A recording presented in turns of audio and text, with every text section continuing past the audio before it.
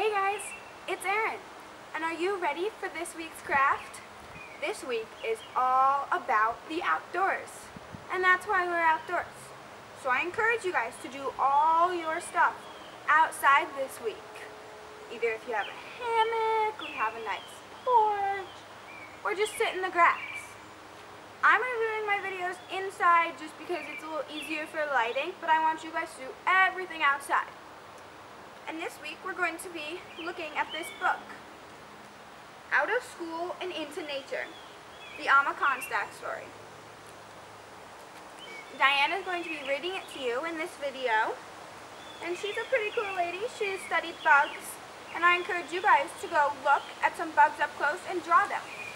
And later on, we're going to draw our very own bugs and make a very special bracelet that maybe changes in the sun. Let's do it! Alright, I know I just said you want to do everything outside, but I'm going to do this part inside because it's a little bit of a surprise in the sun, and I want you guys to learn that, and I don't want to give it away. So once you're done, you can take it outside and see the surprise.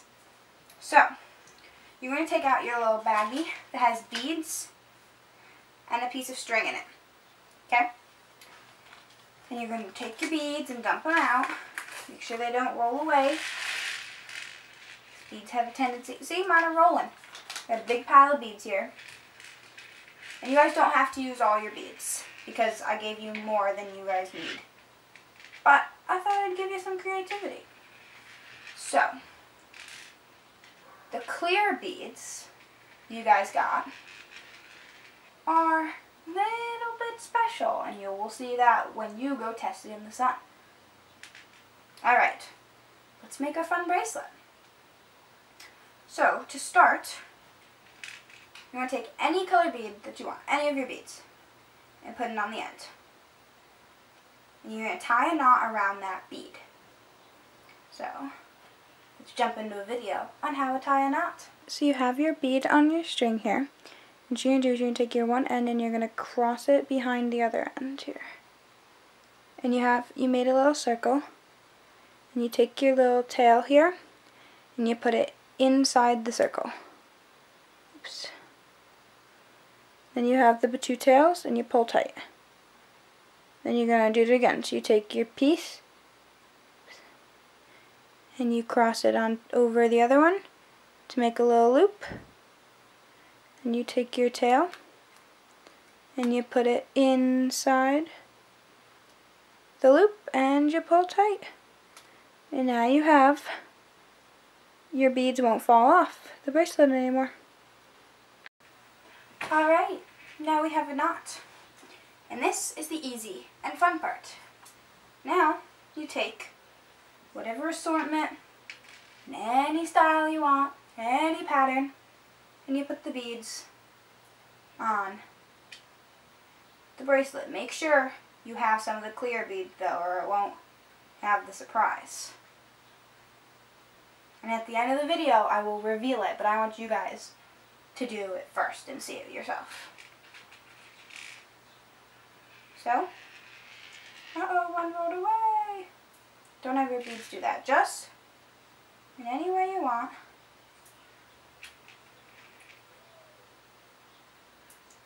Make your bracelet. There's some stars in there, different colors that are kind of earthy. Lots and lots of beads.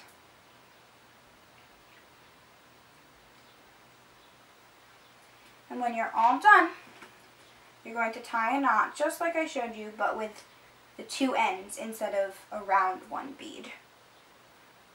So let me add some more on here and I'll show you.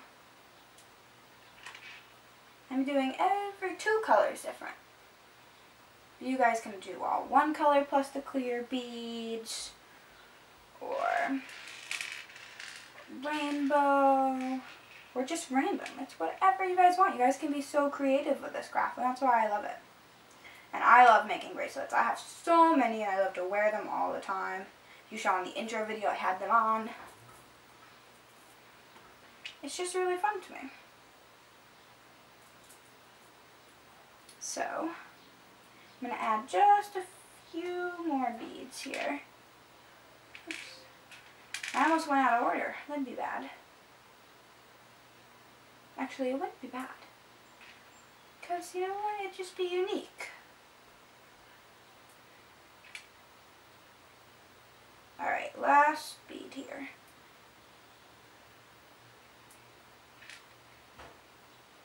So, then you take it, and you can have an adult or someone help you tie it around your own wrist, or, because this is stretchy, it will stretch around your wrist.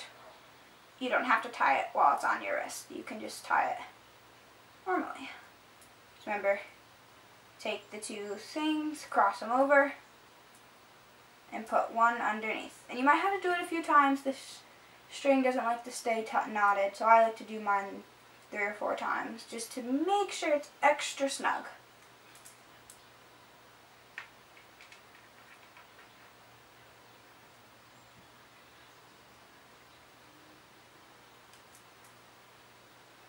And now, you put it on and walk outside in the sun. Let's go do the next part.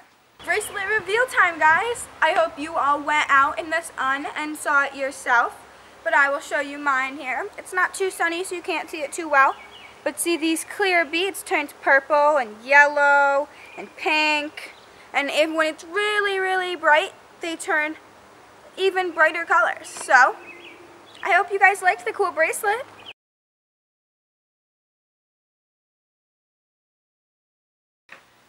Alright guys, so now you're going to hear Diane reading this book I talked about earlier called Out of School and Into Nature, the Anna Comstock book. And then we're going to be drawing some bugs just like she did. And a cool fact about the book is the person that the book is about, she lived right here close to us in Ithaca and worked at Cornell. So, maybe you guys could be like her someday. Let's do this.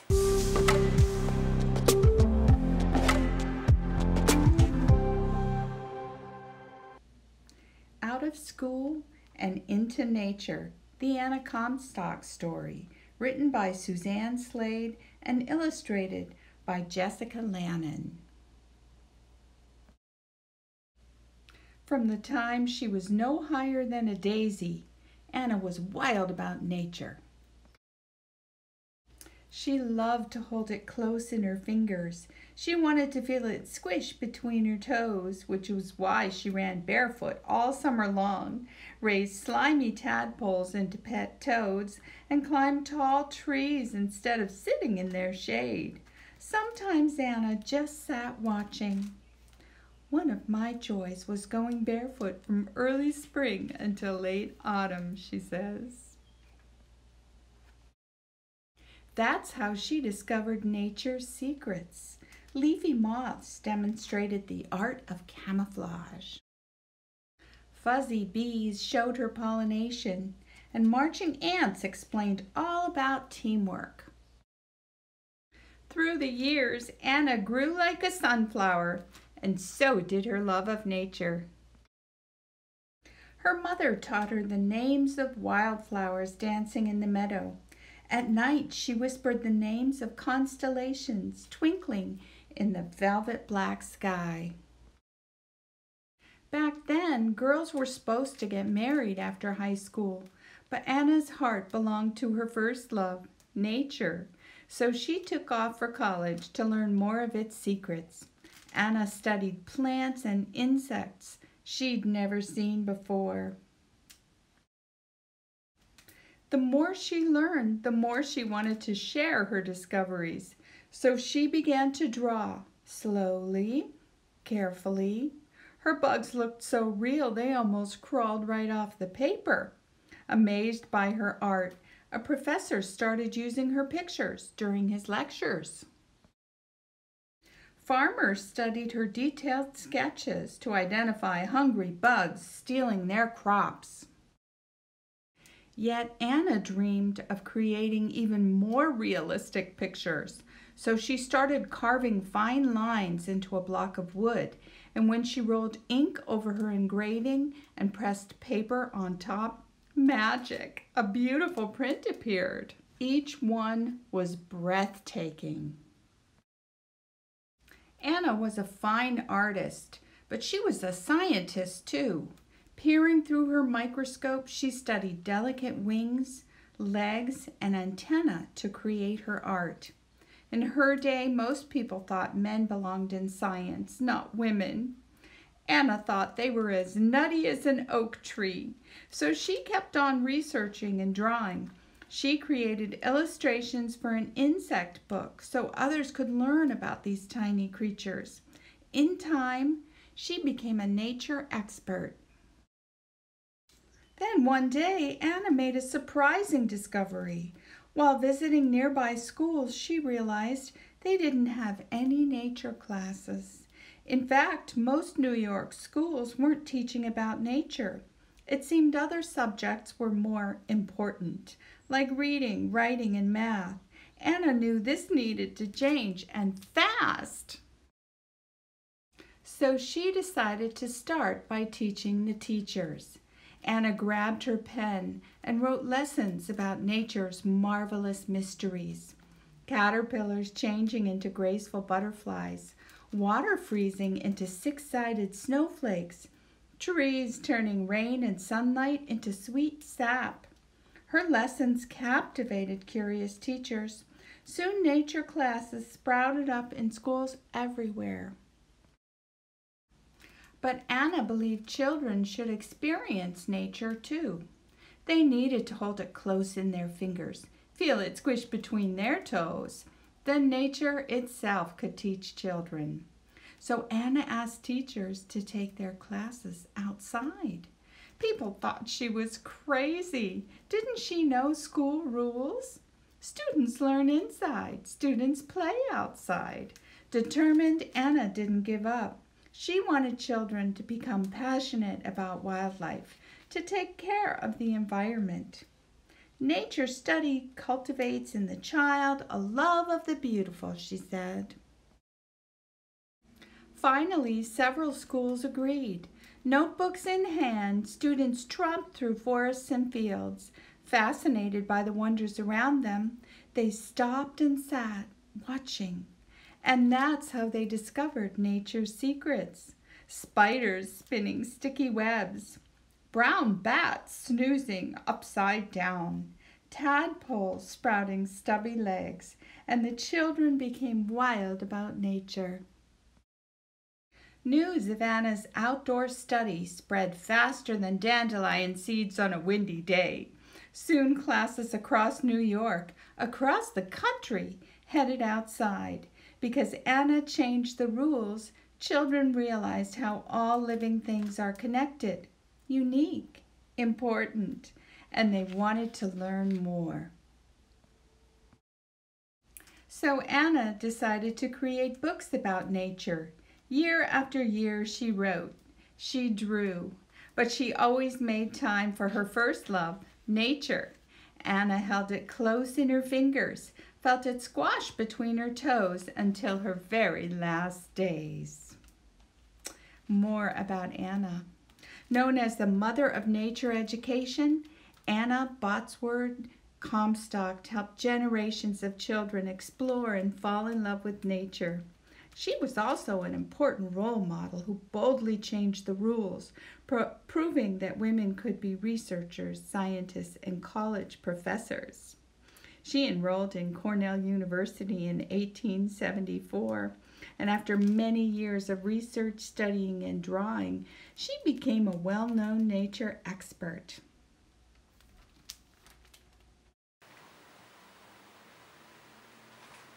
Oh, hi guys, sorry. I was just drawing over here. So, now that you listened to the great story about Anna Comstock, we are going to be drawing some bugs just like she did in her job. You want to take out your piece of paper if you want to look at it. Some sort of paper to draw on. It can be a sketchbook, printer paper, colored paper, anything you have. And a pencil. And we're going to draw things like this. Let's get started. Okay, here is the ladybug. So, what you're going to want to do is start out by drawing a big circle. And it doesn't have to be solid lines. You guys can do little wispy lines, and just, if there's a part of the circle that doesn't look right to you, you can just fix it. Make it your own. I never do solid lines while drawing. A quick little artist tip if you like art. And next you're going to do another kind of circle-like at the top for its head. But this circle is a little bit more flat at the top, if you can picture what a ladybug looks like. Then you're going to want to draw the wings. There's a line down the wings so that they can break and fly. And then erase inside of the head where your line was before, because you don't need that anymore. That was just a guideline. And then you draw 2 circles on the edge of the head.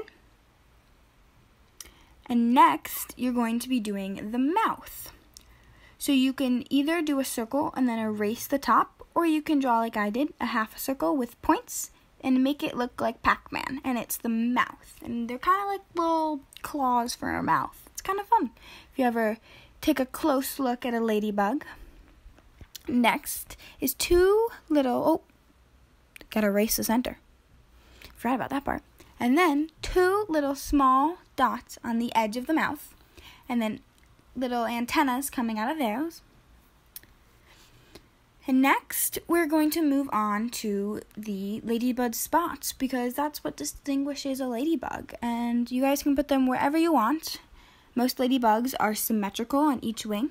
So that's why I drew mine like that. But you can draw the dots however you want and color them whatever color.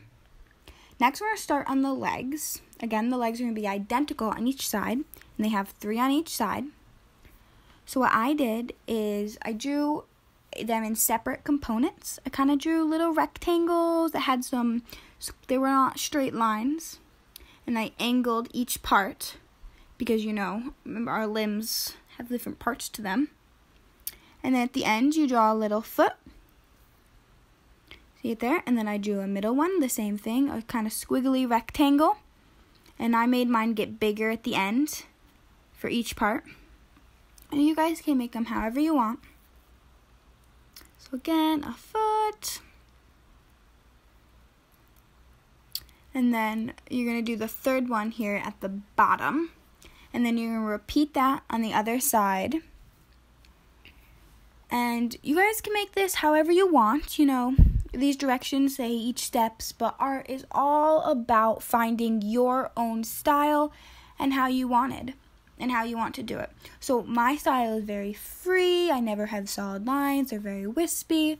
But if you guys like solid lines, you can do that and do whatever you want and make it your own. You can also color it.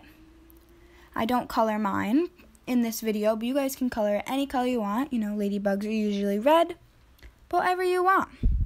So here's me finishing up the legs here. A lot of times I go back and I retouch up things that I don't like, or that I want to think would look better if I did something else. So, there we go. Here is my ladybug. You guys can draw it in your journal and send me a picture of it on the Facebook. Okay, now here's the bee. This one is a little bit more challenging, but you guys can do either one you want. You're going to start out with doing a U shape like I am here, and then you're going to round each of the points. After you've done that, you're going to draw another little circle at the top of it. So it kind of curves in and then out to make a circle, as you can see here. And I don't make perfect lines. I take my time doing the curves just to make it exactly how I want it to be. So, and here I am fixing the side just because I thought it would look a little better if I did something different. So, next is you're going to do these 2 kind of circles at the top of the head there. And those are later going to be the eye. And then you're going to connect those 2 with a little curved point. And after you've done that, you're going to start on the wings. So the wings you take from the middle circle you have there, and you go out as far as you want, curve it, go down, and then come back into where you started. And I measure mine to make them the same size, and you do it on the opposite side. So you go out, you curve it, go down a little bit, and then curve it back in close to where you started. You guys can make the wing shape however you want. It can be unique to you. And next you're going to do their second wing, which you just, from the bottom of your first wing, you take a little down and go back up to the body. Just curve it around to the body again, like that. So, now that you have your wings and your bee can fly, you're going to start on the legs. So, the bottom half of the bee has 2 legs on each side. And what I did is I made little squiggle lines out, and I didn't make them perfect at all. And then came back in. So I just kind of made like a really squiggly long oval. So you can see here, and I did it on both sides. And then you're going to make a smaller one below it, the same thing, kind of squiggle it out and then curve it back in, squiggling.